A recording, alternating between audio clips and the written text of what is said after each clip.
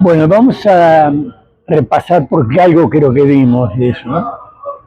Respecto de los géneros de la narrativa. La narrativa puede ser cuento o relato. El relato dijimos que era una cosa que no necesariamente tiene estructura. Yo me voy a Japón a pasear, vuelvo acá y cuento lo que vi, lo que no vi, qué sé yo, pero no necesariamente hay un argumento ahí, sino un relato.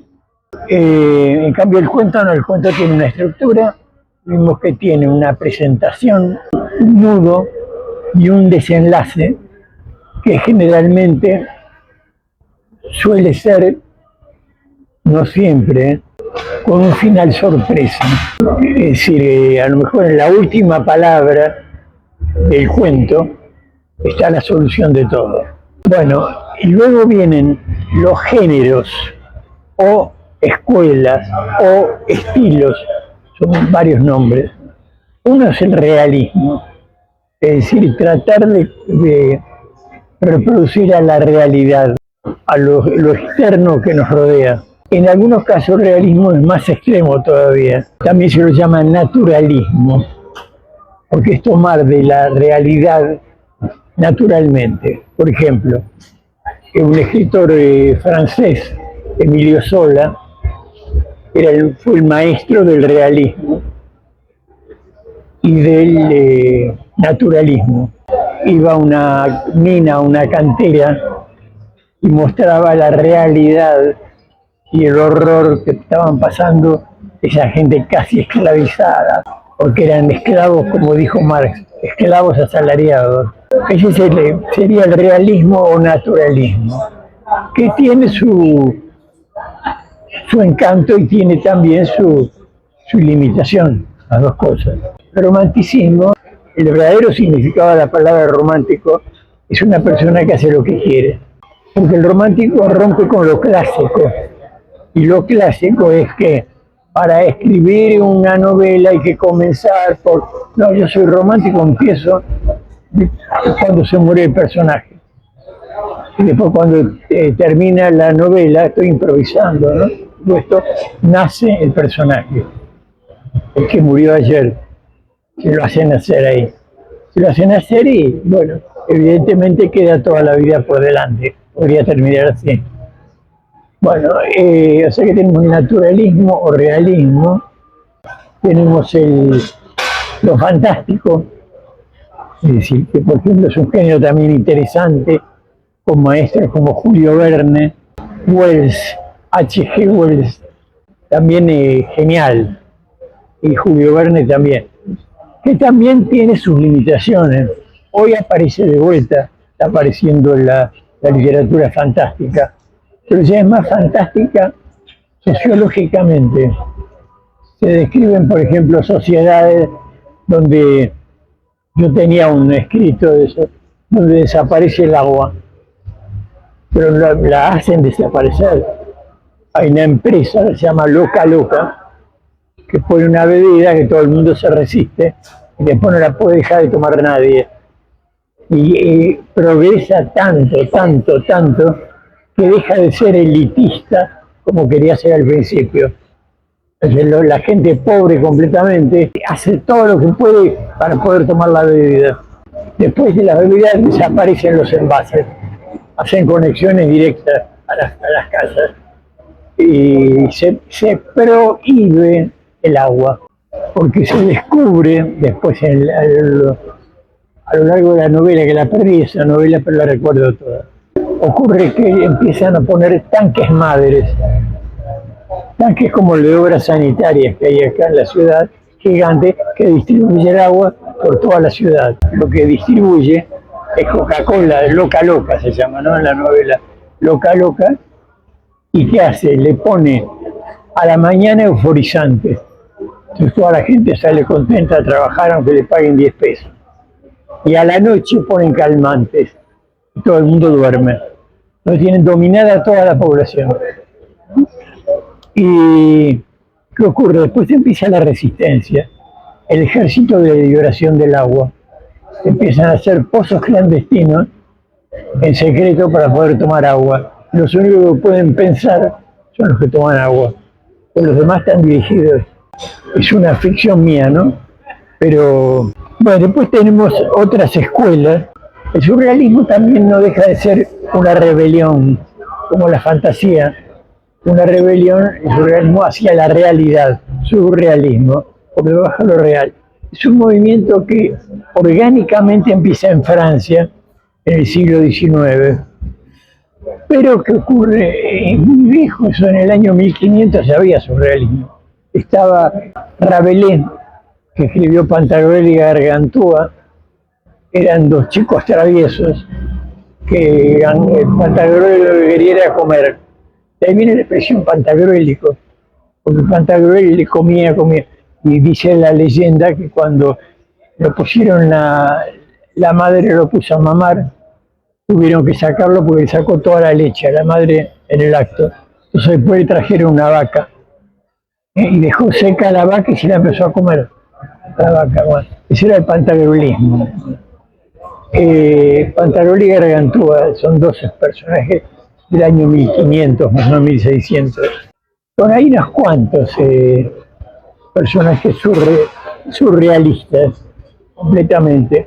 La metafísica es una rebelión contra el realismo. Era una época de abuso del realismo, que la gente que se largaban a escribir cosas cotidianas, todo, y resulta que no hablaban eran estúpidas las obras. Entonces sale el surrealismo, donde el escritor se da el lujo de decir lo que se le da la gana. Inclusive hay obras de teatro surrealistas y personajes surrealistas. Uno de ellos es profesor de matemáticas, de física, que aburría a los alumnos. Se aburrían. Entonces, uno de los alumnos, es una obra de teatro, pero hecha por un joven, un muchacho de menos de 20 años, crea un personaje que se llama Ubu, que es un gordo grandote que se supone que así era el profesor de él, ¿no? Y lo nombran rey. Es un tipo totalmente estúpido, que tiene muchos conocimientos de física, pero de la vida cotidiana no sabe nada. Es Ubu Rey.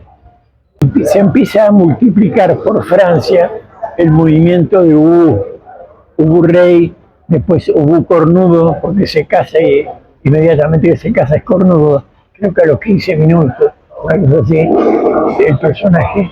Eso da lugar a un movimiento, ¿no? Al surrealismo más organizado que el que hacía Rabelais con Pantagruel y Gargantúa. Entonces se buscan situaciones absurdas. La idea es sacudir a la gente. Está muy estructurada, que se tiene que levantar a las 7 de la mañana, 7:05 tomar el café, otros a las 7:05 se bañan todos los días, toda una cosa mecánica que a Rabelais le enfurecía eso. Entonces el surrealismo empieza a romper esquemas y crea el movimiento patafísico, que es como burla a un profesor de física que tenían. El patafísico viene de paté physique, de paté phys, o sea, espantar a la física. Entonces ahí lo bueno es que te trae un invento bien complicado y que no sirva para nada.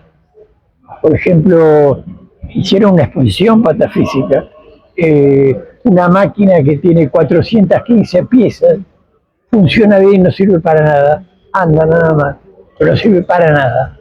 Bueno, inundan todo Francia con eso. Después se empieza a distribuir por el mundo. Hay obras de teatro que son surrealistas y un poco patafísicas, que ya son del siglo XX. Bueno, por ejemplo, hay una obra de teatro que se llama La cantante calva. Están toda la noche un matrimonio aburrido, no sabe qué hacer. Él está leyendo el diario y ella tejiendo. Pero al final, para romper la monotonía, él deja de leer el diario, empieza a hablar y no dicen nada. Toda la obra de teatro no dicen nada. Ay, qué calor que hace, ¿eh? Abramos la ventana. Sí, pero si abrís la ventana tenemos frío. Ay, frío no. Mejor, ¿qué podemos hacer? Tomar café. Bueno, tomemos café, pero me aburre el café, vamos a tomar té. Están todo el tiempo así. O sea, la vida vacía totalmente. Ella es la cantante calva, están toda la noche hablando de la cantante calva, no se sabe qué es. Parece que hubo una cantante que era pelada. Bueno, eso es una corriente interesante del siglo XX, que es del aburrimiento y la desesperanza que hay en Europa. El siglo XX tuvo dos guerras mundiales, la del 14 y la del 39, Europa. Tuvo guerras civiles en España, el nazismo en Alemania, dictadura de Franco como 40 años. Otro movimiento que hay, que es del siglo XX, es el movimiento socialista, del realismo socialista. Es decir, la Unión Soviética es el primer estado socialista que hay, y el chino también. El pueblo ruso era casi todo analfabeto. Una persona analfabeta es un esclavo si se inserta en una sociedad. Más que se desvalorizaba el trabajo manual. Con el realismo socialista son obras de teatro todas que hacen y novela que tienen un fin de enseñanza social. Son interesantes como, para instruir, muy interesantes, para que la gente lea, pero tienen limitación estética. Como Ionesco es un autor rumano, autor de teatro, que todas las obras de teatro son absurdas y no se sabe cuál es el final ni qué pasa. Entonces la gente snob iba al teatro y lo aplaudía. No había nada que aplaudir, pero había que sí salir pensando de lo estúpidos que somos. Era verse en un espejo uno hablando, uy, va a llover, ay, llueve, y mañana habrá sol, y no sé si habrá sol.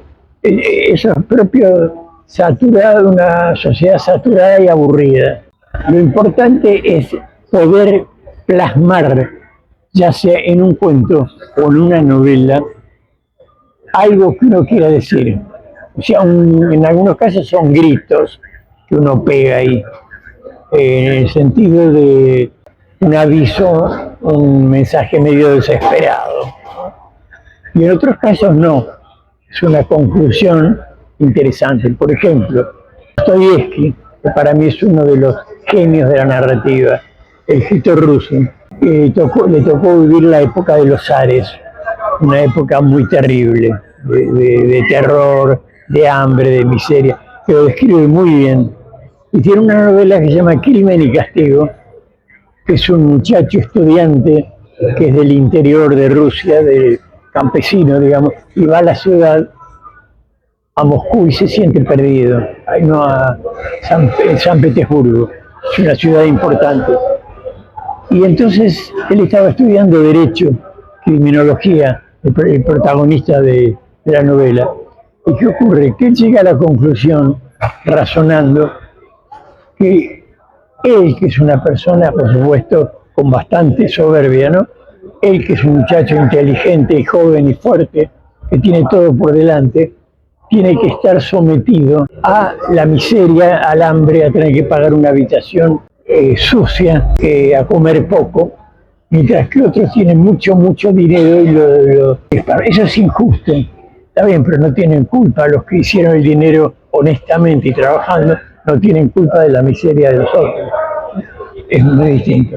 Entonces, ¿qué ocurre? Él elabora una teoría que es coincidente, curiosamente, la literatura. La literatura a veces se adelanta a la filosofía, o la filosofía a la literatura. Simultáneamente, mientras está escribiendo esa obra, Dostoyevsky ruso, en Alemania hay otro loco como Dostoyevsky que se llama Nietzsche.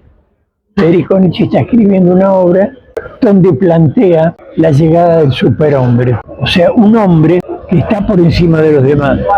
Pero que está por encima por los demás es lo que él plantea, porque él se cultiva, él estudia, él piensa, que resulta que ese muchacho joven que quiere ser pensador no tiene un mango ni para comer a veces y tiene que pagarle a una mujer la pieza, a una usurera.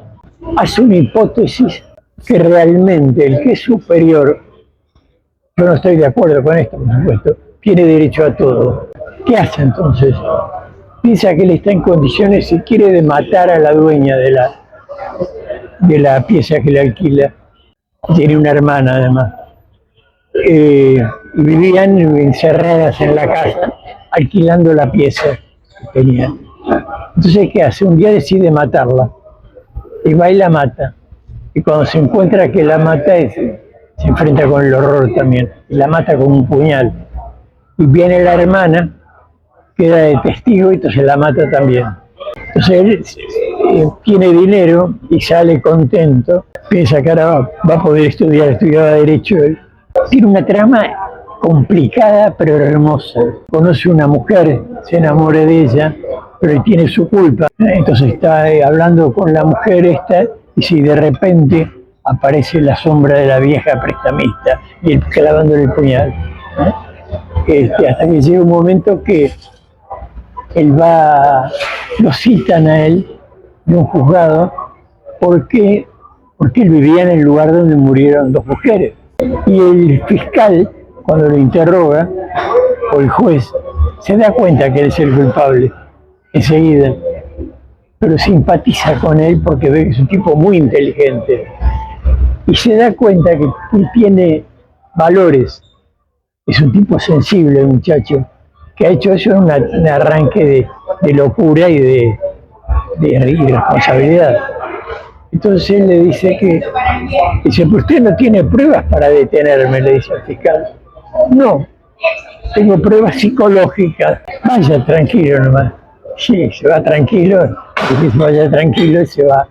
A tal punto es que toda la novela va dando vueltas hasta que el tipo decide entregarse. Se entrega. Cuando se entrega a un mismo ahí, le vienen los remordimientos porque mató a dos mujeres que en realidad eran inocentes, y eran culpables pero circunstancialmente, pero no porque matarlas porque les cobraba el alquiler.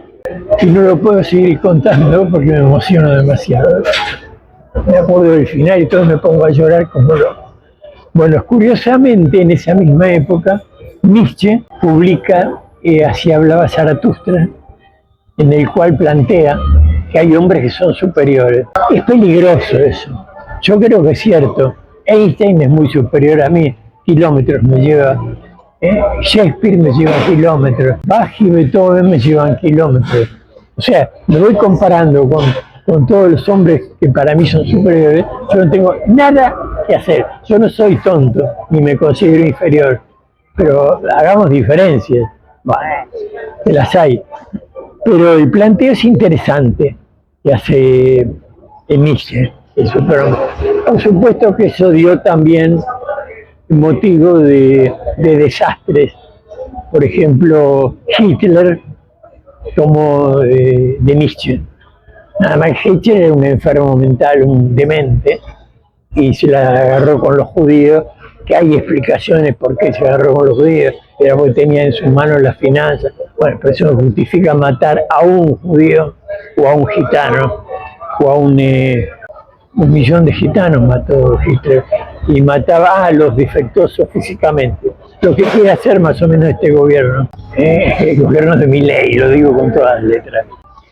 Bueno, es por eso muy interesante Dostoyevski.